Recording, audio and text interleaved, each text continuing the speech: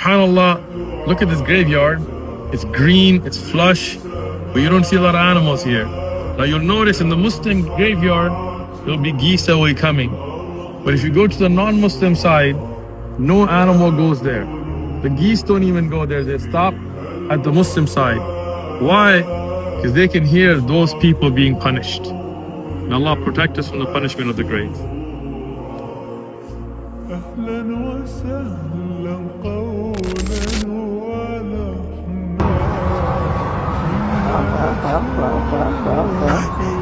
He looks up and down? Yeah. Look, his eyes are... Exactly.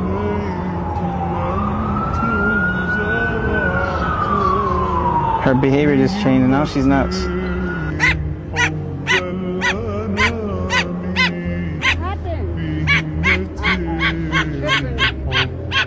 Not acting cool anymore. Yeah, she was having fun earlier, now she's uncomfortable. How tight is the grip on your hand? Very.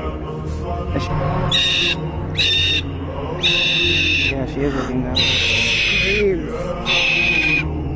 She's looking down. Oh, she's scared.